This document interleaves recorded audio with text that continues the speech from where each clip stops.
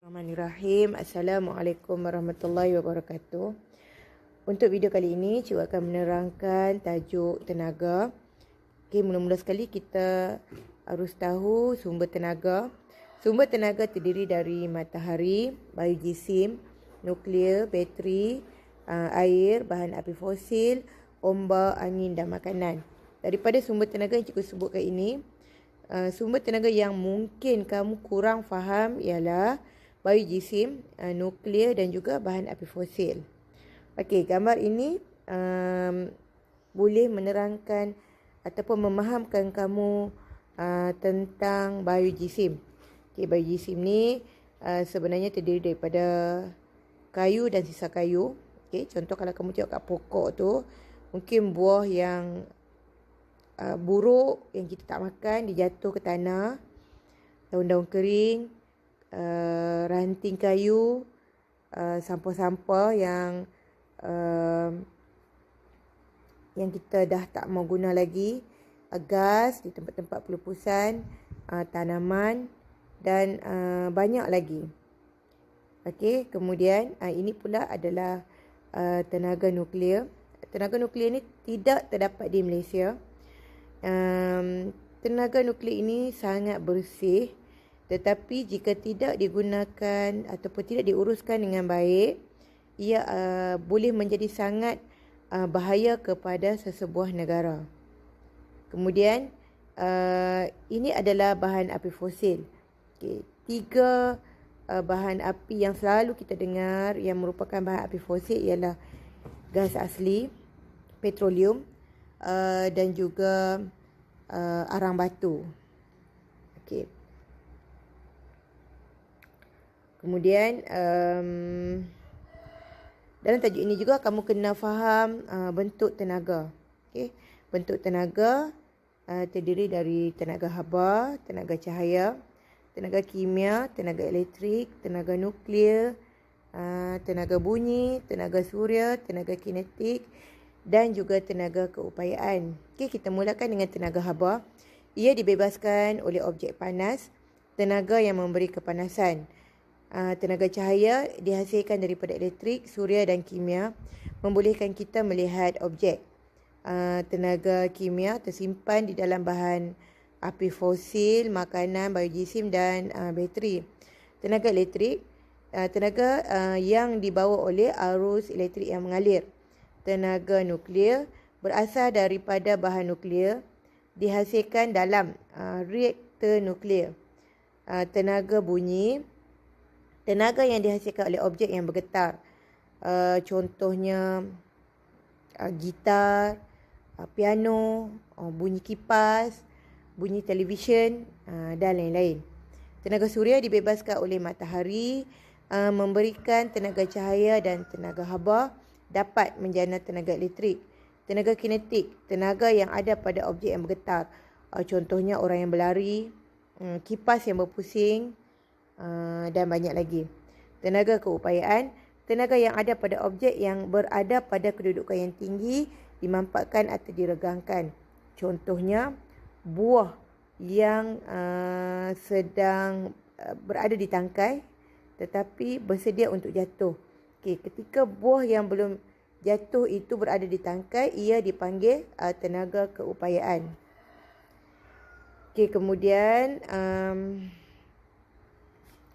kamu juga harus faham tentang perubahan bentuk tenaga. Okey, perubahan bentuk tenaga ialah tenaga yang berubah dari satu bentuk ke bentuk yang lain. Berlaku apabila kita mengubahnya, menggunakannya atau disebabkan oleh sebarang peristiwa.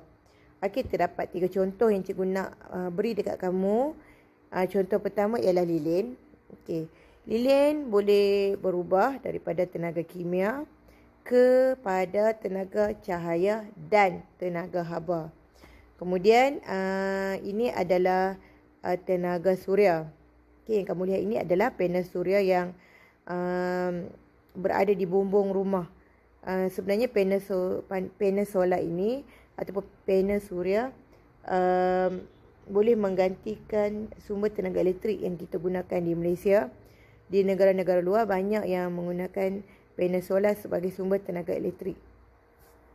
Okey, sumber ataupun perubahan bentuk tenaga yang boleh berubah dari panel solar ini ialah daripada tenaga suria kepada tenaga elektrik. Dan daripada tenaga elektrik ini, bolehlah kamu guna lampu, kamu guna mesin basuh, kamu guna televisyen dan lain-lain. Seterusnya, okey, ini adalah gambar kipas. Okey, perubahan bentuk tenaga kipas ialah dari tenaga elektrik kepada tenaga kinetik. Okey, seterusnya, tajuk yang terakhir dalam tajuk tenaga ialah tenaga boleh diperbaharui dan juga tenaga tidak boleh diperbaharui. Okey. Tenaga boleh diperbaharui ialah tenaga yang boleh dijana semula daripada sumber yang sentiasa ada. Tenaga ini tidak akan habis. Contohnya ialah matahari, angin, ombak, air, makanan dan biojisim. Tenaga ini banyak dan ia sentiasa ada, habis ada.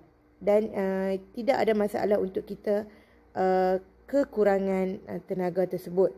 Okey, kemudian tenaga yang tidak boleh diperbaharui. Ia adalah tenaga yang terhad dan akan habis jika kita gunakan secara berterusan.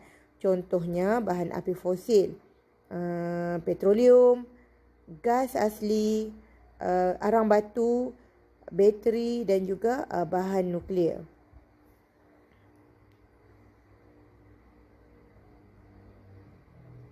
Okey. Itu saja untuk tajuk tenaga yang harus kamu faham. Okey, cikgu recap balik.